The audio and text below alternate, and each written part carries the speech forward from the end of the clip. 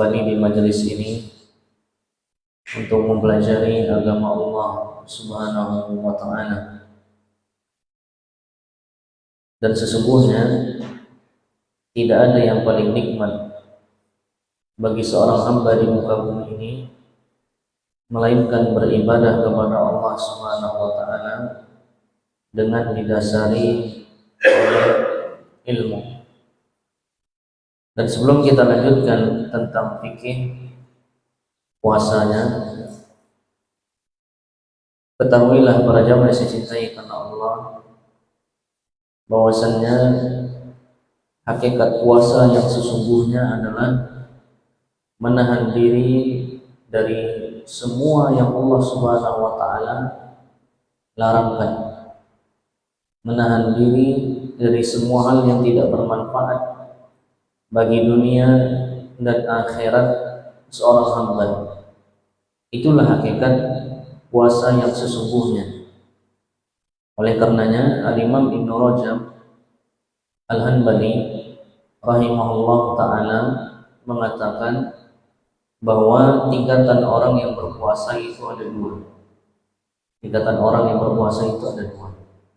Yang pertama adalah orang yang meninggalkan makan, minum, dan syahwat. Maka ini baik. Tapi puasa yang paling tinggi adalah yang kedua, yaitu berpuasa dari segala hal selain Allah. Itu menahan diri dari segala hal selain Allah, terlebih yang tidak bermanfaat apalagi berbahaya bagi kehidupan dunia dan akhirat kita. Ya. Subhanallah, kalau kita lihat para salaf dahulu, orang-orang soleh terdahulu, bagaimana kesungguhan mereka di dalam berpuasa, itu sangat luar biasa. Bagaimana yang pernah kita kisahkan, kalau tidak salah semalam atau di majelis yang lain, ya, orang-orang soleh terdahulu saking semangatnya berpuasa, ada yang sampai tubuhnya itu menguning, bahkan sampai meninggal. Rahimahumullahu jami'an. Kenapa? Karena cintanya mereka kepada Allah dan mereka menahan diri dari hal-hal yang tidak bermanfaat bagi dunia dan akhirat mereka. Imam Syafi'i rahimahullah itu kalau di hari biasa beliau menghatamkan Al-Quran setiap hari satu kali. Bayangkan coba kalau kita sekali seumur hidup hatam Al-Quran, dibuat acara lagi. Ya, Masya Allah, kalau udah bisa hatam Al-Quran tuh hebat. Ya. Imam Syafi'i hari biasa itu satu kali. Kalau bulan Ramadan 2 kali dalam sehari. Berarti 60 kali hatam dalam sebulan. Imam Syafi'i. Nah, yang menjadi pertanyaannya, orang semacam itu sempat tidak hidupnya digunakan untuk main-main? Tidak sempat. Fokus beribadah kepada Allah, fokus berbuat kebaikan, mentaati Allah Subhanahu wa Ta'ala. Makanya jemaah, di antara kiat agar kita semangat dalam beribadah adalah sering-sering membaca kisah para ulama terdahulu. Bagaimana ibadah mereka, bagaimana puasa mereka, dan seterusnya. Nah, kita lanjutkan pelajaran kita dari buku ini, Bekal Ramadan. Sekarang masuk bab ke-11, halaman 22. Penjelasan tentang sholat tarawih. Nah, tentang sholat tarawih. Yang pertama adalah tentang keutamaannya. Apa keutamaan sholat tarawih? Keutamaan sholat tarawih adalah dihapuskannya dosa-dosa sebelumnya. Jadi orang yang sholat tarawih, dosa-dosanya diampuni oleh Allah. Rasulullah SAW bersabda dalam hadis riwayat Bukhari dan Muslim, "Man qama Ramadhana imanan wa ihtisaban, ghufira lahu ma taqaddama min dhanbihi." Barang siapa yang sholat tarawih ya di bulan Ramadan dengan penuh keimanan dan mengharap pahala, maka akan diampuni dosa-dosanya yang telah lalu. Kemudian keutamaan sholat tarawih yang kedua adalah mereka yang mengerjakan sholat tarawih sampai selesai bersama imam, maka mendapatkan pahala sholat semalam suntuk, sholat malam semalam penuh. Coba, ini luar biasa. Sholatnya cuma setengah jam, biasanya tarawih paling lama lah 1 jam, tapi pahalanya ternyata pahala sholat malam semalam penuh, semalam suntuk. Ini sebagaimana riwayat Bukhari dan Muslim. Ya, semangat jamaah sholat tarawih. Dan ingat, sebelum kita lanjutkan, atau nanti ada ya catatan penting. Baik. Kemudian sholat tarawih ini hukumnya sunnah muakkadah, sunnah yang sangat ditekankan baik bagi laki-laki maupun perempuan. Nah, kalau misalnya kita ditanya, perempuan kalau sholat tarawih di masjid bersama imam sampai selesai, sama enggak pahalanya sholat semalam suntuk? Jawabannya sama. Makanya jemaah, kalau ada istri kita atau anak kita yang perempuan, saudari kita, sesekali ingin ikut sholat tarawih di masjid, ya tidak apa-apa, tidak apa-apa. Dan kalau bisa jauh-jauh hari, ya teman-teman sudah mengatur rencana bagaimana dan di mana akan melaksanakan sholat tarawih. Terus tata cara sholat tarawih. Nah, sholat tarawih dikerjakan dengan 2 rakaat salam, 2 rakaat salam. Menurut pendapat yang kita lebih condong kepada, ya, jadi 2 rakaat salam, bangkit lagi 2 rakaat salam. Nah, apabila sudah sampai 4 rakaat, itu ada istirahat sebentar, sekedar minum air pit misalnya, atau meluruskan kaki. Jangan pula istirahatnya itu balik ke rumah, oleh jalan ke rumah, jalan ke pasar, ke masjid lagi, salah ya. Jadi ada istirahat.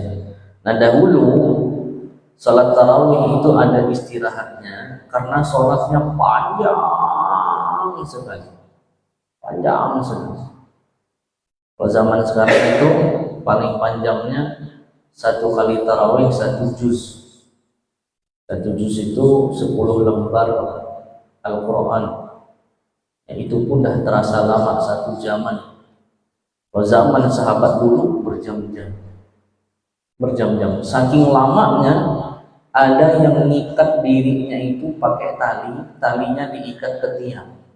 Coba. Zaman sekarang coba tarawih kayak gitu, mampu hilang jamaah. Baru setengah perjalanan, besoknya tidak nongol-nongol lagi. Ya, nah, jadi sekali lagi sholat tarawih disebut sholat tarawih karena ada istirahatnya, ada rohah, ada istirahatnya. Ya, setiap 4 rakaat. Kemudian jumlah rakaatnya adalah sebanyak 11 atau 13 rakaat. Karena ini meneladani Nabi Shallallahu Alaihi Wasallam. Jadi sholat malam itulah sholat tarawih, sholat tarawih itulah sholat malam. Cuman sholat tarawih ini dimajukan. Kalau sholat malam kan diakhirkan, sholat tarawih dimajukan. Nah, kemudian sholat tarawih itu atau sholat malam sebenarnya tidak ada batasan rakaat. Tapi yang lebih baik adalah 11 dan 13. Kenapa? Karena itulah yang paling sering diamalkan oleh Nabi Sallallahu Alaihi Wasallam. Ya. Panjang pendeknya bacaan ayat Al-Quran disesuaikan dengan keadaan makmum. Nah, ini penting ini bagi para imam, melihat keadaan makmum. Namun kalau bisa khatam Al-Quran selama 1 bulan, itu lebih afdal lagi. Intinya tergantung kemampuan. Kalau di ngabang nih kayaknya jangan coba-coba 1 malam tarawih 1 juz. jamaahnya lari. Ya. Nah, di sini kita tulis catatan penting. Bagi para imam hendaknya betul-betul memperhatikan keadaan makmum. Terlebih bila makmum tidak mengerti bahasa Arab. Imamnya nangis, nangis. Jamaahnya ikut nangis. Apa? Tidak tahu artinya. Tidak tahu mengapa imamnya nangis. Ya. Imamnya bisa bahasa Arab misalnya. Ustadznya bisa. Makmumnya tidak bisa. Bacaannya panjang. Kalau tadi bisa bahasa Arab semuanya enak ngerti. Ini kan tidak ngerti. Jangankan surah-surah panjang. Kalau kita dibuat ujian sekarang nih, ayo jamaah terjemahkan surah Al-Fatihah. Mungkin banyak yang masih geleng-geleng. Itu baru Al-Fatihah. An-Nas misalnya, Al-Falaq.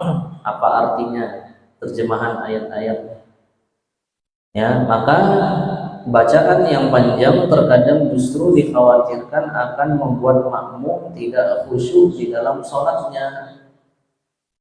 Dan ini nasihat juga dari para ulama, di antaranya Imam Ahmad rahimahullah, salah satu imam empat madhab, Imam Ibnu Rajab juga rahimahullah.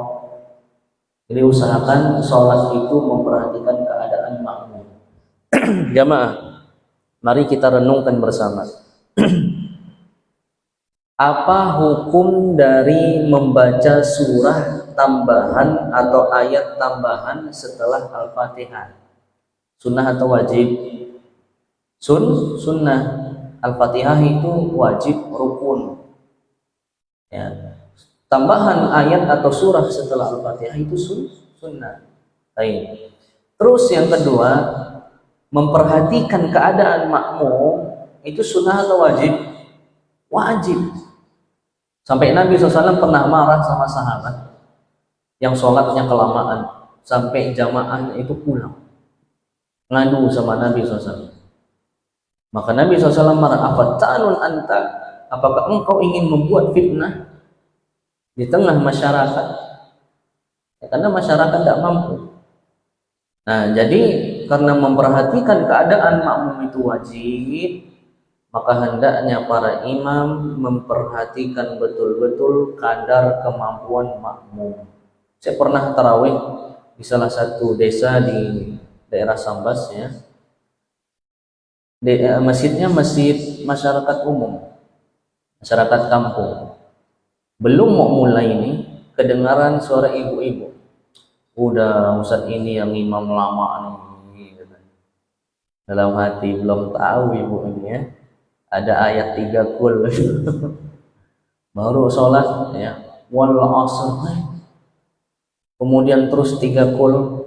Pas istirahat saya tanya, Bu, masih kuat? Masih. Senang ibu-ibu, ya. Jamaah, menjaga keistiqomahan makmum itu lebih utama daripada cari bacaan panjang. Itu di zaman sekarang. Ingat, zaman itu berputar, berganti, tidak sama. Orang yang ada di zaman ini tidak seperti orang yang ada di zaman sahabat. Kadar kemampuan hamba Allah di masa ini tidak seperti kadar kemampuan hamba Allah di masa dulu. Maka perhatikanlah, ya, menjaga keistiqomahan masyarakat itu lebih penting. Nanti ujung-ujungnya dekat Lebaran kita singgung, oh jamaah nih, masyarakat nih, dekat Lebaran makin maju sapnya, ada kemajuan, ya, maju, artinya sapnya makin berkurang. Kita nyalahkan masyarakat, padahal bisa jadi masyarakat tidak mau karena sebab kesalahan kita sendiri.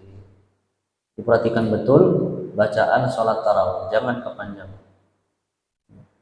Kemudian catatan penting yang kedua, bila hendak sholat malam lagi setelah sholat tarawih dan telah witir bersama imam, sudah ikut witir bersama imam, maka tidak perlu sholat witir lagi. Karena tidak boleh mengerjakan 2 kali witir dalam satu salam. Dalam satu salam. Baik. Kemudian bab ke-12, penjelasan seputar iktikaf. Nah, apa itu i'tikaf? I'tikaf adalah menetap di masjid untuk berbuat ketaatan kepada Allah disertai niat. Di i'tikaf ini adalah amalan khusus di 10 malam terakhir bulan Ramadan. Ya, untuk fokus beribadah kepada Allah. Kemudian kenapa dilakukannya malam? Kenapa tidak i'tikaf itu siang? Ya. Kalau Nabi sih sepanjangan hari, siang malam sampai 10 hari. Tapi kita biasanya yang malam aja. Kenapa yang kita kejar kok malam? Apa yang kita kejar? Apa yang kita kejar di 10 malam terakhir? Malam Lailatul Qadar. Semalam sama dengan 1000 bulan. Satu malam sama dengan 1000 bulan. Subhanallah. Nah, kalau kita ditanya, boleh enggak iktikafnya itu cuma beberapa saat? Contoh, misalnya kita cuma mampu dari jam 10 sampai jam 2. Boleh enggak? Boleh. Jawabannya boleh. Ya. Baik. Dan ini juga anjuran para jamaah, berusahalah iktikaf walaupun semampunya. Habis tarawih misalnya langsung pamit sama orang rumah sampai jam 11, balik ada apa-apa jam 10. Yang penting niat iktikaf, mencari pahala. Kemudian rukun-rukun iktikaf, yang pertama adanya al-mu'takif, yaitu orang yang beriktikaf. Perempuan boleh tidak beriktikaf? Jawabannya boleh selagi aman dari fitnah dan mendapatkan izin dari suami. Nah, terus orang yang beriktikaf itu bagaimana syaratnya? Dia laki-laki, wanita boleh, dan sudah masuk usia 7 tahun. Terus rukun yang kedua niat. Jadi sebelum masuk masjid sudah niat mau beriktikaf. Kemudian yang ketiga, tempat untuk beriktikaf yaitu di masjid. Nah, di masjid. Tidak boleh di rumah. Di rumah itu bukan iktikaf namanya.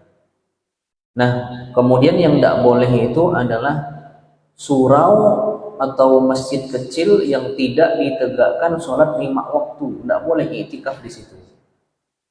Jadi iktikaf hanya boleh di masjid yang ditegakkan sholat 5 waktu. Kemudian yang lebih afdal lagi adalah masjid yang ditegakkan sholat Jumat. Seperti itu. Ya, para ulama sepakat bahwasannya yang paling utama adalah iktikaf di Masjidil Haram, Masjid Nabawi, kemudian Masjidil Aqsa. Kemudian rukun iktikaf yang keempat adalah menetap atau tinggal di masjid. Ya, berapa lamanya? Apakah ada batas tertentu berapa jam? Jawabannya tidak ada. Ini adalah pendapat Syekh bin Baz rahimahullahu ta'ala.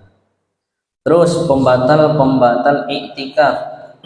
Yang pertama jima, batal. Kemudian yang kedua keluar dari masjid, batal iktikafnya kecuali ada udzur. Umpamanya panitia membelikan barang untuk peserta iktikaf dan seterusnya. Nah, sekali lagi sudah boleh dirancang dari awal teman-teman bagaimana konsep untuk membantu yang lain iktikaf. Ya. Kemudian yang ketiga haid dan nifas, ini juga batal iktikafnya. Terus waktu untuk memulai iktikaf. Bagi yang ingin iktikaf seperti iktikafnya Nabi, jadi Nabi itu kan full 10 hari tidak keluar masjid. Mulainya kapan? Mulainya adalah dia masuk masjid saat maghrib pada malam ke-21. Malam ke-21. Ya. Keluar masjid pada saat ya hendak sholat Id. Atau mohon maaf ya, keluar masjid saat bulan Ramadan berakhir, yaitu ba'da maghrib, malam Id. Kalau masjidnya sekalian sholat Id, nah berarti sampai sholat Id. Ya, seperti itu. Kemudian hal-hal yang dibolehkan saat iktikaf. Ya, yang pertama dikunjungi oleh keluarga, ngobrol bila perlu, tidak apa-apa.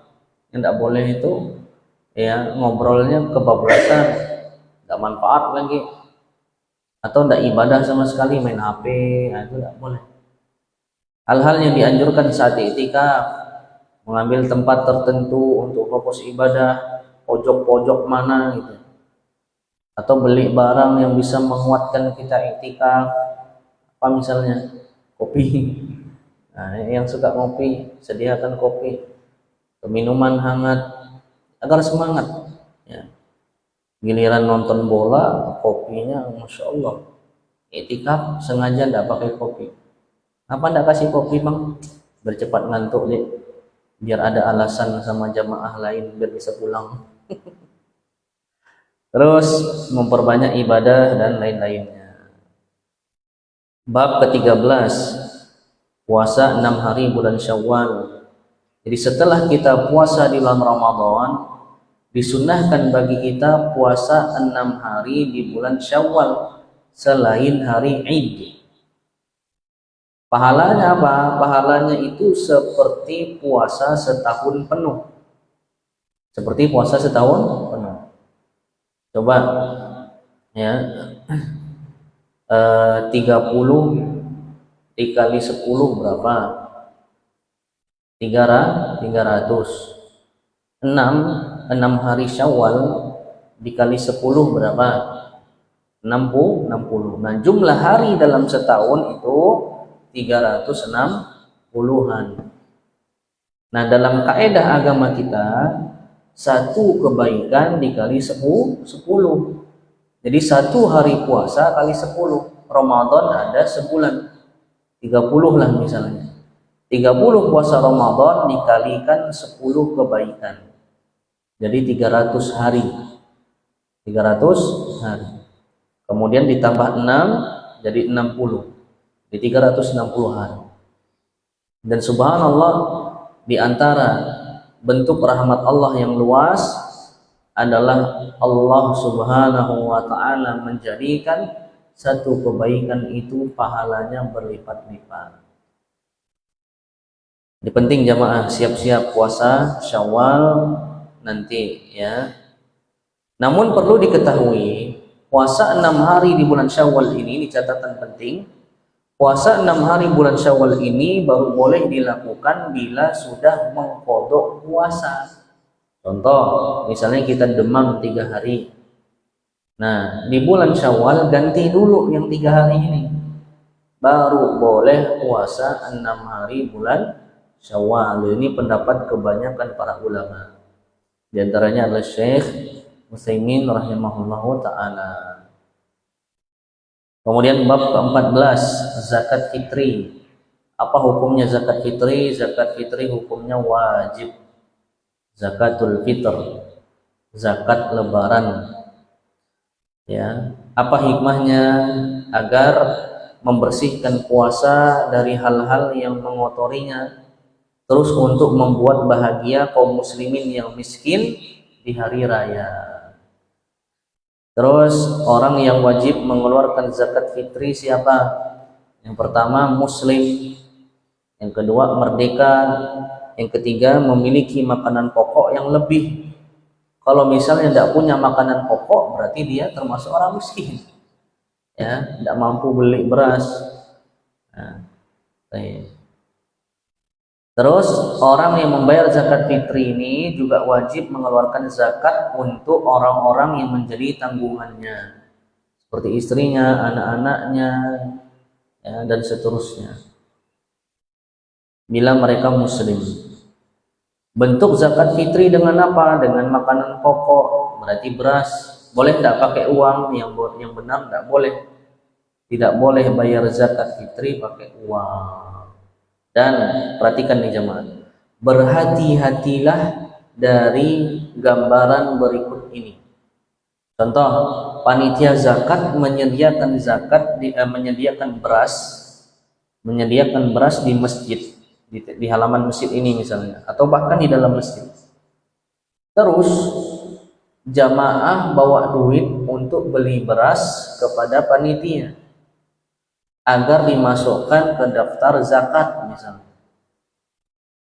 Ini tidak boleh dilakukan. Kenapa? Karena ini transaksi di dalam masjid. Tidak boleh. Kalaupun ingin seperti itu, misalnya kita tidak sempat beli beras, tidak sempat memberikannya, boleh lewat panitia zakat. Ya, panitia zakat boleh menyediakan beras, tapi jualnya di luar masjid. Siapkan mungkin meja di luar masjid, di tanah situ. Kalau tidak panas kasih payung atau kasih tenda, baru boleh. Pak, ini saya bayar zakat sekian orang, saya beli berasnya nih ya. Oh iya, boleh. Seperti itu. Allahu a'lam bishawab. Berapa kadar zakatnya? Kadar zakatnya kalau di kita itu kurang lebih 2,5 kilo. Ya, 2,5 kilo. Kalau banyak duit 3 kilo, sisanya sedekah. Ya, sedekah. Karena memang ada khilaf di antara ulama, yang benar itu takarannya berapa kilo satu sok. Ada yang 2,1, ada yang 3 kilo.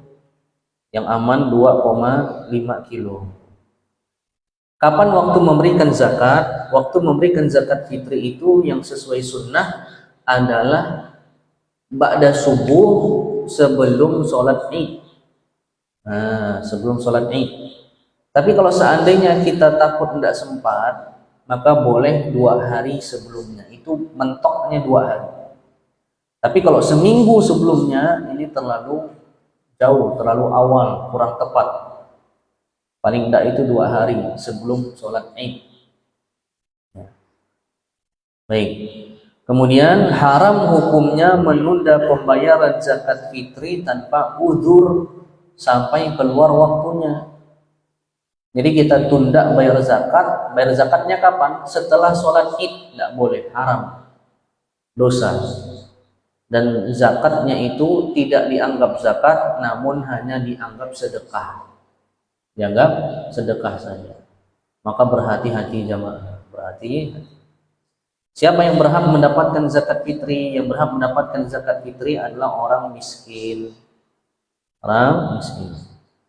Kemudian bab 15, salat, seputar salat dan hari Id. Apa hukumnya salat Id? Salat Id hukumnya wajib menurut pendapat jumhur ulama. Waktu salat Id kapan? Yaitu setelah matahari terbit seukuran tombak, alias waktu salat duha. Waktu salat duha. Tempat untuk menunaikan salat Id di mana? Hukum asalnya yang sesuai sunnah adalah di lapangan. Tapi kalau ada uzur seperti hujan dan semisalnya, maka boleh di masjid. Boleh di masjid. Kemudian keluar menuju tempat sholat Id dan adab-adabnya. Disunahkan mandi sebelum berangkat keluar, berhias dan menggunakan pakaian terbaik, termahal, terbaik. Ya. Dianjurkan makan terlebih dahulu sebelum sholat Idul Fitri. Terus bertakbir, berangkat keluar menuju tempat sholat. Ya, dan takbir ini sendiri-sendiri, tidak mesti berjamaah. Takbirnya sendiri-sendiri.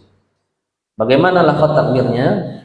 Allahu Akbar, Allahu Akbar, la ilaha illallah, wallahu akbar, Allahu Akbar, walillahil hamd. Nah, ini yang sesuai dengan riwayat dari sahabat Ibnu Abbas. Takbir pertamanya itu cuma 2 kali. Kalau kita biasanya 3 kali. Allahu Akbar, Allahu Akbar, Allahu Akbar. Boleh enggak? Boleh juga. Jadi perkara ini luas. Ya, perkara ini luas. Hendaknya para wanita baik yang suci maupun haid, anak-anak juga keluar ke tempat sholat Id walaupun tidak ikut sholat. Ini saking wajibnya. Ya. Namun diperhatikan bagi wanita agar tidak menimbulkan fitnah. Contoh pakaiannya terlalu mencolok, Terus pakai parfum bagi wanita juga tidak boleh.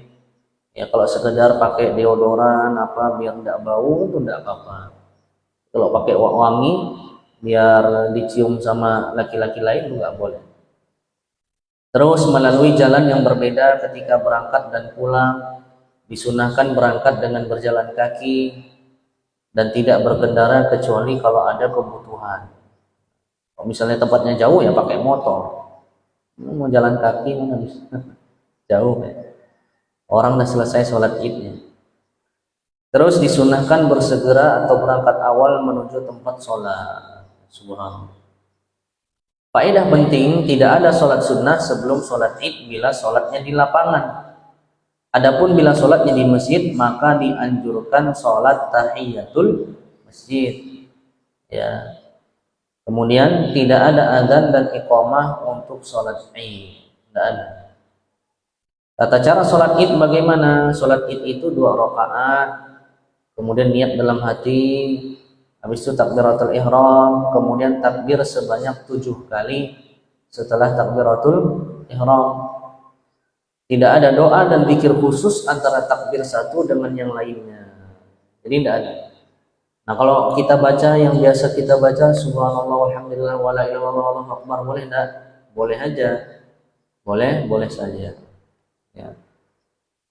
Habis itu baca Al-Fatihah, kemudian membaca surah. Ya surah yang disunahkan ada 2. Yang pertama surah Qaf, kemudian Al-Qamar atau Al-A'la, kemudian Al-Ghasyiyah. Ya. Terus sampai naik ke rakaat kedua. Di rakaat kedua takbir lagi 5 kali, baca Al-Fatihah lagi, baca ayat dan selesai ya, sampai selesai. Terus khutbah id hukumnya sunnah. Bagi yang mau dengar silakan, bagi yang ingin pulang juga silakan. Nah berapa jumlah khutbah id? Jumhur ulama berpendapat bahwa khutbah id itu sama seperti khutbah Jumat, yaitu 2 kali khutbah. Maksudnya 2 kali khutbah itu dipisah dengan duduk. Kita lihat kalau sholat Jumat, ya ceramahnya berapa kali saat khutbah? 2. Yang pertama, kemudian aku qouli hadza wa astaghfirullah li wa lakum, duduk ya kan? Terus bangkit lagi. Nah itu namanya 2 kali khutbah. Kalau 1 kali khutbah berarti tidak dipisah dengan duduk. Nah ternyata pendapat jumhur ya, bahkan dalam mazhab Syafi'i khutbahnya tidak sah kalau tidak 2 kali khutbah. Ya, jadi harus 2 kali khutbah. Nah sebagian yang lain berpendapat hanya 1 khutbah saja. Dalam hal ini perkaranya luas karena perkara ini termasuk perkara ijtihadiyah dalam ilmu fikih. Oh, biasanya kita di sini berapa khutbah? 1 ya. Di Ngabang berapa? Kebanyakan. Tidak tahu Ustaz, lebaran balik semua. Pulang semua ya. Baik. Kemudian hukum bertahniah. Apa itu tahniah? Yaitu memberikan ucapan selamat untuk saudara muslim di hari Id. Boleh enggak? Jawabannya boleh. Selamat hari raya ya. Nah, bagaimana lafadznya? Taqabbalallahu minna wa minkum. Atau selamat hari raya, boleh juga selamat lebaran. Tetapi kalau yang ada riwayatnya yaitu dari tabi'in, yaitu taqabbalallahu minna wa minkum. Jawabnya gimana? Kadang jawabnya yang bingung. Aduh, gimana pula jawabnya nih? Amin. Ada yang pakai amin, ada yang pakai ini. Yang jawabannya adalah na'am taqabbalallahu minna wa minkum. Itu, jangan amin. Taqabbalallahu minna wa minkum ya amin bang, amin. Bilang aja taqabbalallahu minna wa minkum. Atau na'am taqabbalallahu minna wa minkum. Alhamdulillah, selesai dengan ini pembahasan fikih seputar puasa Ramadan dan hari raya Idul Fitri. Mudah-mudahan bermanfaat. Intinya jamaah adalah persiapkan diri semaksimal mungkin sebelum kita menghadapi ibadah yang akan kita jalani. Dan sekali lagi, tidak akan pernah sama ibadah orang yang berilmu dengan orang yang, mohon maaf, kurang ilmunya. Maka beruntunglah bagi orang-orang yang belajar sebelum beribadah kepada Allah Subhanahu wa ta'ala. Para sahabat Nabi dahulu belajar dulu sebelum mereka beribadah. Ya. Wallahu a'lam bishawab. Kita akhiri, subhanakallahumma bihamdika asyhadu an la ilaha illa anta astaghfiruka wa atubu ilaik. Assalamualaikum warahmatullahi wabarakatuh.